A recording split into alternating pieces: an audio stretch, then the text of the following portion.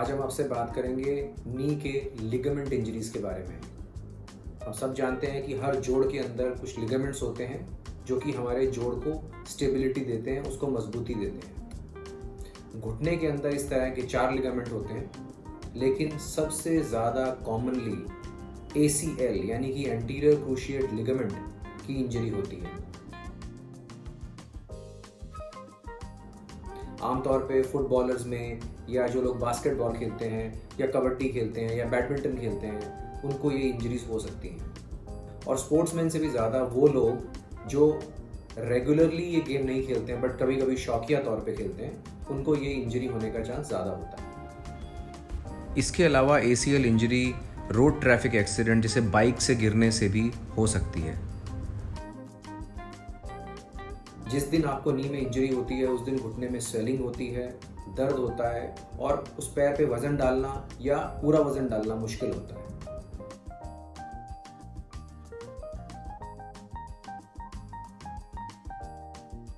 हम पेशेंट को basic treatment देते हैं जिसमें कि रेस्ट, ठंडी सिकाई यानी कि cold fermentation, compression, crepe bandage लगाते हैं और एक पट्टा लगाते हैं और पेशेंट को रेस्ट करने के लिए बोलते हैं।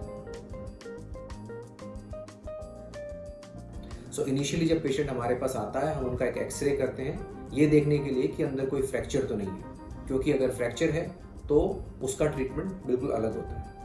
ऐसा करने से जब 2 से 3 हफ्ते के अंदर पेशेंट की घुटने की स्वेलिंग कम हो जाती है, पेशेंट का पेन कम हो जाता है, तब उस पेशेंट को हम आराम से उसके घुटने को एग्जामिन कर सकते हैं, घुटने को मोड़ सकते हैं और उसमें पेशेंट को बहुत ज़्यादा दर्द नहीं होता। ऐसा करने से हम पेशेंट के क्लिनिकल एग्जामिनेशन से ये आइडिया लगा पाते हैं कि उसका ACL या कोई और लिगामेंट इंजरी तो नहीं है। और अगर हमें लगता है कि ACL की लिगामेंट इंजरी है तो पेशेंट को एक बहुत ही ज़रूरी इन्वेस्टिगेशन के लिए हम भेजते हैं जिसको बोलते हैं MRI। MRI के ज़रिए हमें ये कंफर्म होता है कि पेशेंट को ACL टियर है या नहीं, और अगर है तो क्या वो कंप्लीट टियर है या इनकम्प्लीट टियर है,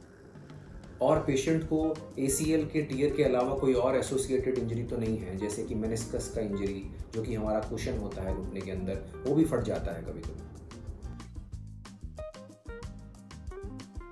पेशेंट का MRI करीबन 2 हफ्ते पे किया जाता है,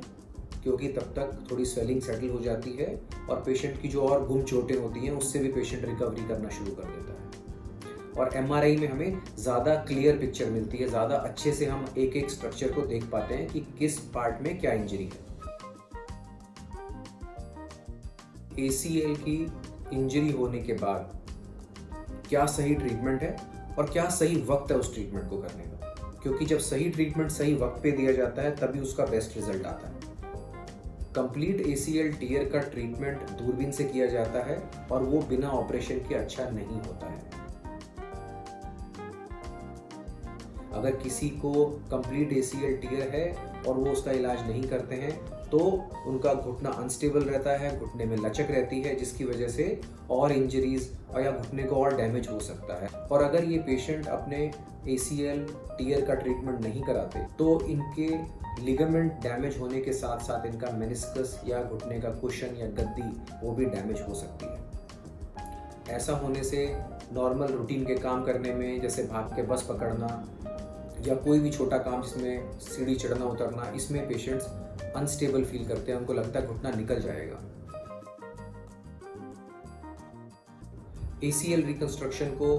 3 से 4 हफ्ते या कभी कभी 6 हफ्ते तक भी डिले करना पड़ता है, क्योंकि हम चाहते हैं कि स्वेलिंग पूरी तरह से ख़त्म हो जाए और पेशेंट घुटने की एक्सरसाइजेस करे। जैसे ही पेशेंट का दर्द खत्म होता है हम पेशेंट को फिजियोथेरेपी स्टार्ट कर देते हैं, जिसको कि प्रीहैब या प्रीहैबिलिटेशन कहते हैं। इसको करने से पेशेंट की जांघ की मांसपेशियों में ताकत आती है, घुटने में स्ट्रेंथ आती है और वो ACL रिकंस्ट्रक्शन के बाद जल्दी रिकवर करते हैं। सो फ्रेंड्स, ACL रिकंस्ट्रक्शन या दूरबीन से ACL को दोबारा बनाना पड़ता है, और इसके लिए बेस्ट टाइम क्या होता है? बेस्ट टाइम होता है जब पेशेंट के घुटने की स्वेलिंग ऑलमोस्ट ख़त्म हो चुकी है, पेशेंट अपने घुटने की मूवमेंट करीबन 120 डिग्री तक गेन कर चुका है, और पेशेंट के घुटने में और जितनी भी गुम चोटें लगी थी जिनके लिए हमें कोई ऑपरेशन की ज़रूरत नहीं थी, वो सारी अपने आप से प्राकृतिक तरीके से ठीक हो चुकी हैं।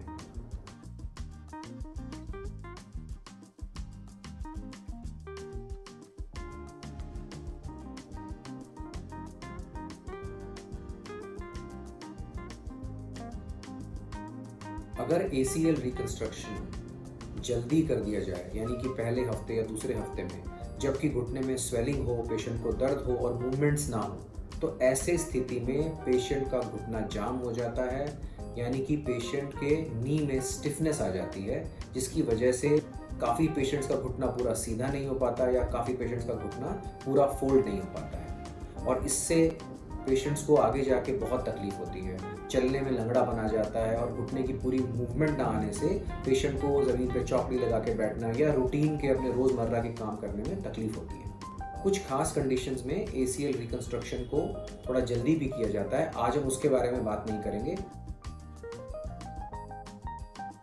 आज हम चाहते हैं कि आप लोगों को ये बात अच्छे से समझ में आ जाए कि ACL का दूरबीन का ऑपरेशन तभी करना चाहिए जब पेशेंट के घुटने में स्वेलिंग खत्म हो चुकी है या बहुत कम हो चुकी है, दर्द ना के बराबर है और पेशेंट का घुटना अच्छे से फोल्ड हो रहा है। इस समय पे जब हम पेशेंट का ACL रिकंस्ट्रक्शन करते हैं तो पेशेंट का बेस्ट रिजल्ट आता है।